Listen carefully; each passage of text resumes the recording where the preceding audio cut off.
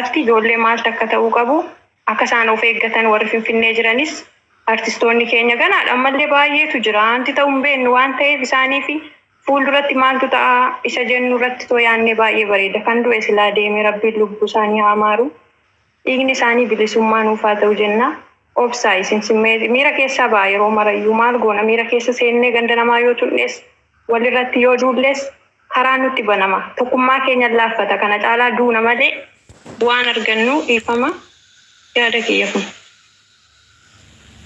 Galatuma yaa dhugaa yaada bareedaa illee ani kiyya kana ture yaa utuma nu waarsuu utuma dhukkubu utuma dhiinnu garuu nuti immoo silas oromummaa waanta ta'eef warra kaan hin komatinaa waan jedhu irratti illee waliin galaa. Kanaafuu tokkummaa keessan jabeessa istiin nuti tokkummaa keenya haa jabeessinu waan kana caalu waan nutti dhufaa waan jiruuf nama Oromoo warri taane jechuudha. Ganda warri gandummaa faarsu baay'ee akka Oromoon addaan cabu warra barbaadanii yoo sii gade. Isin lama video tokko qulqulluun taane gaafamiidha. Ganduma kana jechuudha. Soolantu maal jedha garee maccaaftuu lama jedhee garee marii wayii tokko bane. Dhugaa waaqa jechuudha. Ijoollee ani beekutu gandummaa jedhaniitu maraatu. Maccaaftuu lama jechuun har'amti Taaddasaa Birruufaarraa ka'eeti kan ijaarame ilaalaa.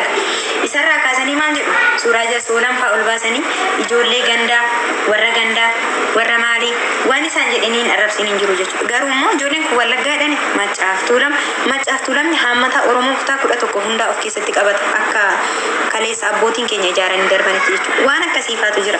Ani gandaa namaa miti kanan qeeqe Oromoodhuma guutuu maamarraan gaafii qaban. Waa'ee wallaggaa maalitti mul'achuu dide Oromoo kanatti. Wallaggaa Oromoo miti maaliif?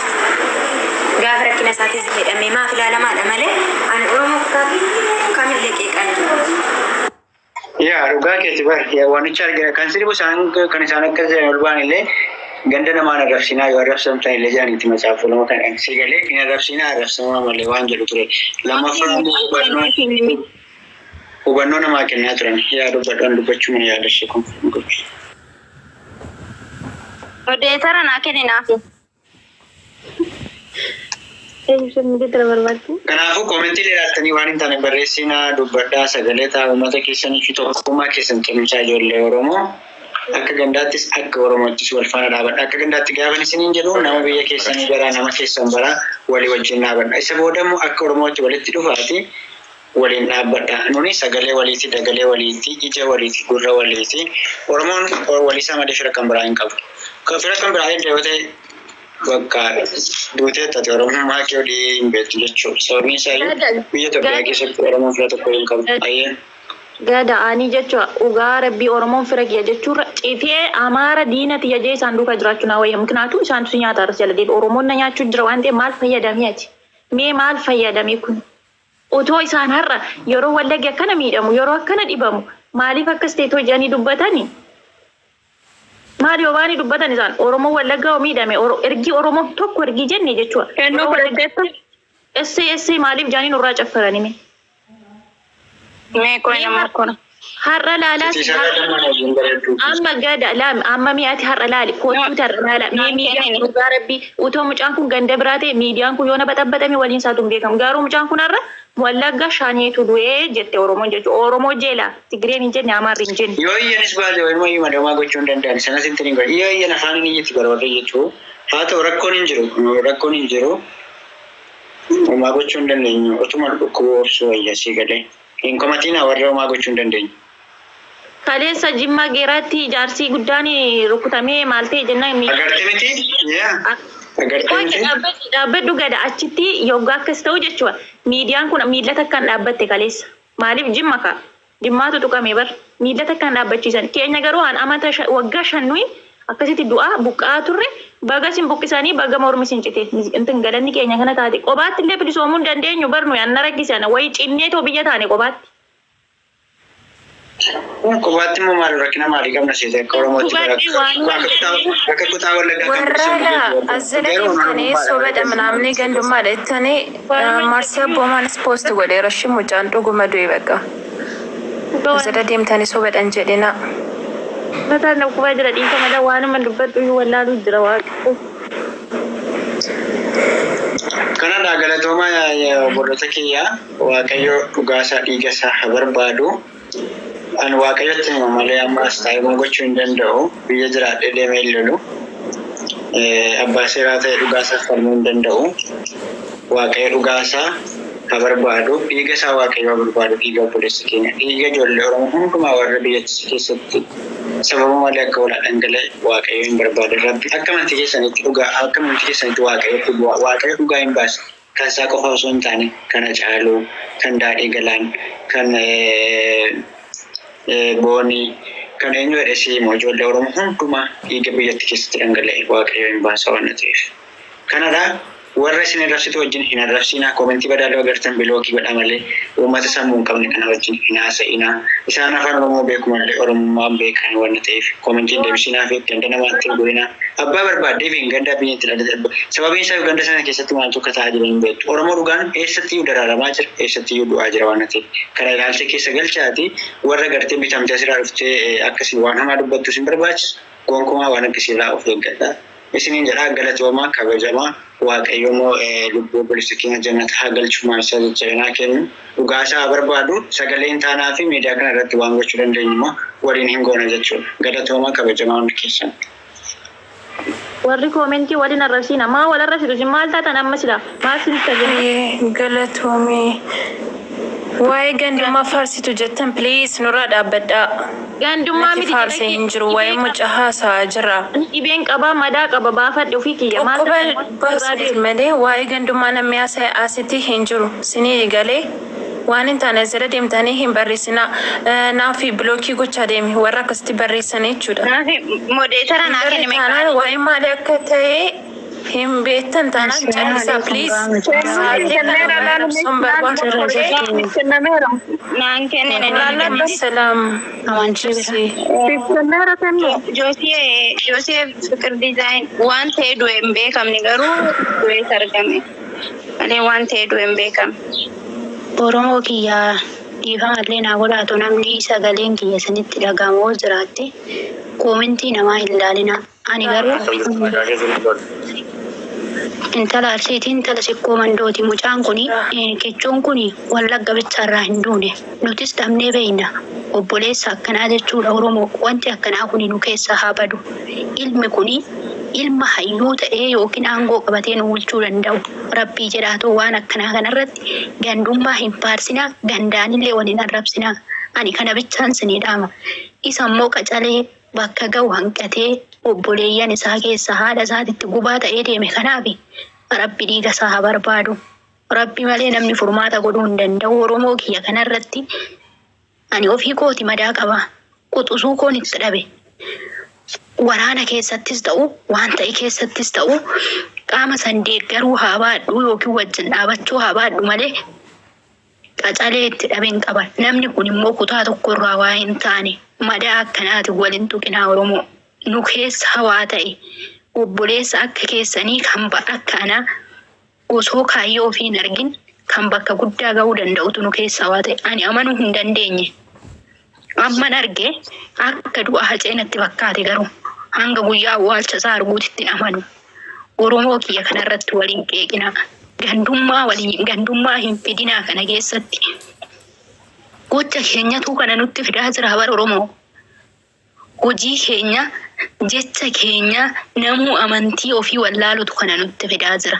Rabbii jedha ammoo maatii isaa kan dabaafiif akka du'a hacee hagarraatitti madaa irratti madaa ta'e maatii isaa kaafetti madaa hin ta'ina. Du'a gaddisiisadha duuti akkana waan hin taanetu nu hundarra gaha. Obboleeyyan keenya ka biyya jirtu hundarra gaha. Ani kanuman sinin jedha warri komentii ilaaltanii namatti deebistanillee wallaala duuba qilee hin dhaqina. Isaaf immoo akka amantii isaatitti hunduu akka amantii keessaniitti araarama kadhadhaa fi kanarratti ganda keessa hin galinaa sinin jedha Oromoo kiyya dhiifama garuu. Tole obboloota koo nagaa waaqayyo isiniif haa ta'u. Duraan dursee warri komentii jalaa of eeggadhaa tokkoffaa irratti immoo moojii bochuu kana in ergina. Warri nama 138 jala jira. Utuma asirraa haasaa jiru tiktookiin kun darbatee nu baasuu danda'a. Kanaafiyyuu amma moojii boo'ichaa ergitanii koppii linkii godha. Lammaffaa immoo isa kaleessa darbee isa har'a dhufu kanaa miti. Obboleessi keenya kun waan nuti miidiyaa kanarratti beeknuu fi suura isaallee godhannee viidiyoo isaallee gadhiisne irraa boonyee gadda keenyallee ibsachaa jira. ijoollee meeqatu har'atu boo keessatti bakka hin beekamne achumatti awwaalamtee reeffi ishee guyyaa 3 guyyaa 4 booddee argame. Mucaa kana waan nuti beeknuufidha. Dhugaan mucaa kanaa akkamiin du'ee maaliif ajjeefame dhugaa mucaa kanaa irratti iyyuu qabna malee isa kaleessa darbee abaluun akkas gootee kutaan kun akkana jedhee kutaan kun dubbachuu didee jettanii hin dubbatina adaraa keessan ijoollee keenya. Namni tokko namni lama haa ta'u. Kanaaf iyyuu hundi keessan immoo yeroo mana keessanis banattanis akka gandaa abbaan barbaade koomentii jalatti waan barbaade jedhee haa barreessu. Namni koomentiin badaa isinii barreessu suni akkati obboleessa keef sagalee hin taane ajandaa sirraa jijjiiruuf malee isaaf gaddee miti yookaan immoo dhuguma ati gandummaa faarsiteef miti. Koomentiin ilaalina. Inni lammaffaan immoo obboloonni keenya meeqatu guyyaa guyyaan akkasitti dhumaa jira. Ijoollee Wallaggaa irratti immoo akkatti hundumtuu irratti duulaa jiru miti.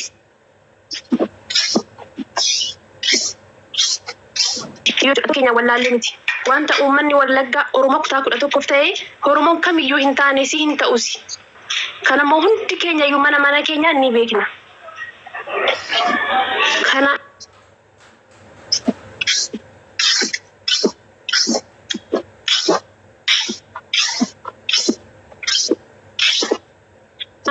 dhugaa obboleessa keenya akkamiin barbaadachuu qabna yoo nuti baanee iyyine malee yoo abbaan iyye malee ollaan hin birmatu jedhamti ree Oromoon. Kanaaf iyyuu baanee haa iyyannu dhugaa obboleessa keenya haa baafannu.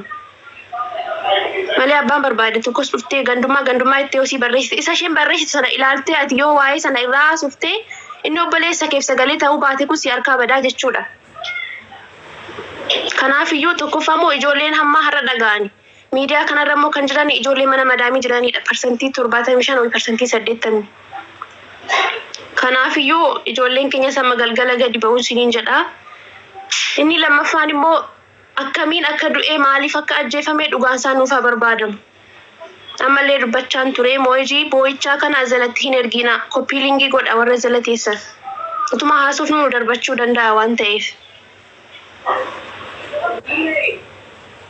Otoo yoona gandaa walqeequu maalii ta'eeti yoona qaata koppiilingiin kuma meeqa gale. Tiktokii guddifachuufi miti mucattiin kan mana banatti.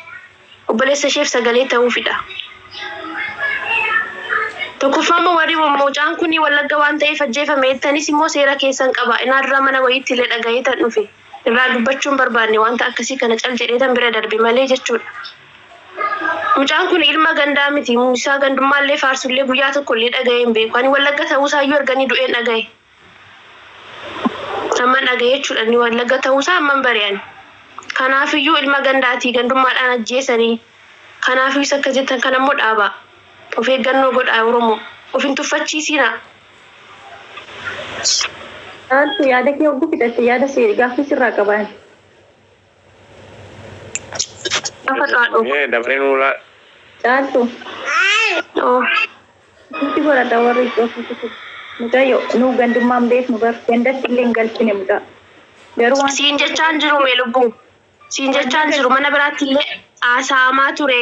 Kanaafan dhufee asirra dubbadhe malee asirra. Ishaadho sii deebisuudhaan immoo beektee siifatu. Gaaffii wanta si fidee ifa si gochuu barbaadeen. Gaaffii natti ta'ee miti. Amma asitti isheen akka sagalee ta'uuf mana ishee bantee nan beeka'ani.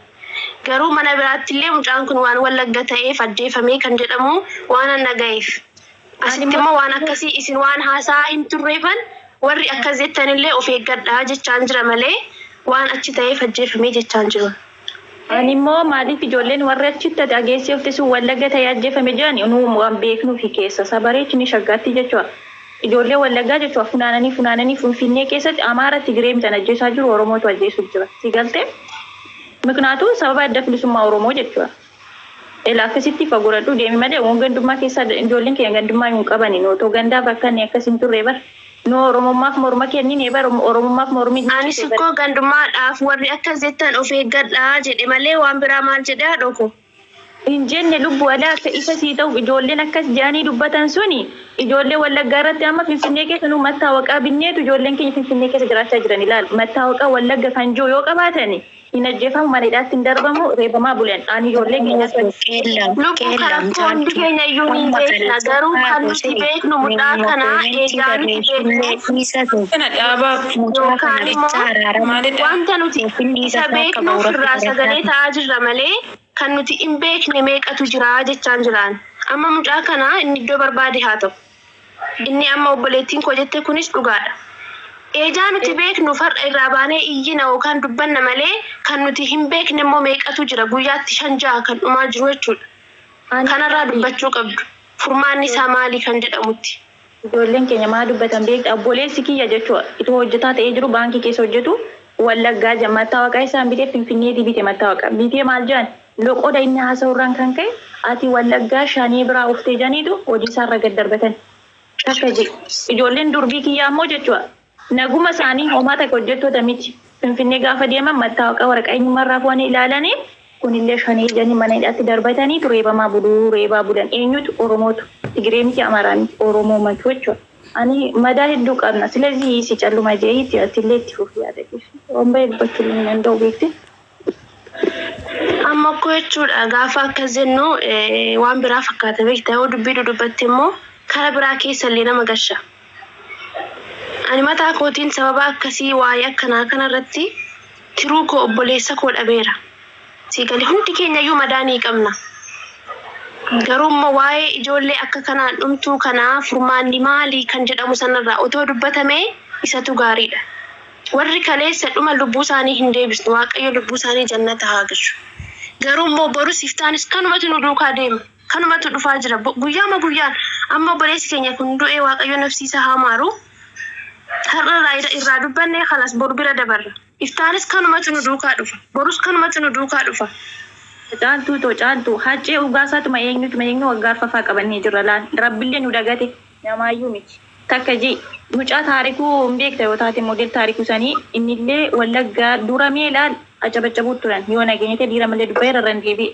Mucaan kunillee eessatti dhalattee intervuu eeganii fi Wallagga iddoo keessa akkasiin dhaladhee jaan torbee toonguutiin buraayyuutti kittu wani dabaddaban garuu rabbi lakkii ganaa jiraata jee hinaafee jechuudha ijoollee keenya irratti laa xiyyeef ani yeroo odeeffannoon hin qaba muknaatu ijoolleen keenya achi jiru malee wanta miidiyaa kanarra ijoollee miidiyaa kanarra gandummaa afuu kanaan isaaniin hin ilaalu muknaatu sammuun isaanii persentii bakkeessa yeroo 50 ta'aniin warri miidiyaa kana fayyadamu dhugaa maraataadha namni hunduu. 50 yoo baay'ateedha dhooqa. Warri biyya keessaa garuu Wallaggarra eessaa ufee lixarraa ufee gujaani mana hidhaatti hin darbatan amma ijoolleen mana hidhaa keessa watwaataa jirantu jira. Sittimoo isa kaan immoo nutti hin fidiin achumatti akka anillee waan manamni na beekuu isuu danda'a. Akka barbaadan waa wayii raashanii achitti wayii ajjeesi malee mana hidhaaf bakka hin qabne nutti hin fidiin ijoollee godaasan. Rabbi waan akkasiitu jira. Silazii ammallee jechuudha dhugaa rabbii gandummaa naan hin jedhinaa malee bara kana keessa wanti deemaa jiru jecha bara waggaa meeqaan dura mallas dubbate sanadha. Innis maalidha? Ijoollee Wallaggaa jedhe ganda keessa dabartee gara aanaatti dhufteennaan miila ishee jalatti qabaa cabsaa jedhe. Jecha kana hundi keessa nuuni yaadattu dhiita yaada. Jecha kanatu bara kana keessa dhufaa jira amma. Maaliif ijoollee Wallaggaa yoo xiqqoo ganda bira dabartee aanaa qabattee akka Oromiyaan nagaa taatu yookiin akka bilisoomtu inni dura ni beeka. Too barri kun hin dhufin.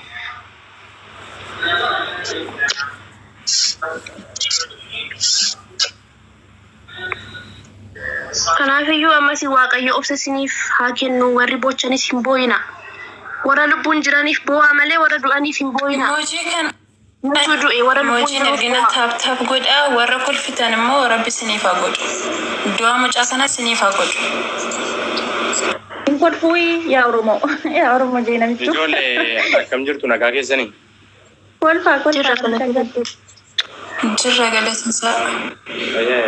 Abbaaf baga jiraatti. Uummanni afaan Oromoo dhaga'uun dhiise. Moojii gochuun ergiina. Sagalee kolkaas xiqqoo ishee. Waljala dubbataa jettanii. Okay, callisaa. Waan tokko asirratti waa tokko lama qofa jechuu barbaada. Innis maali yoo jettanii warrootanii gammachuu fi maal akkas qabanii isaan sun haa gammadan maaliif gammadanii jedhinaan maaliif nutti kolfitu maaliif akkasii jettu jedhina.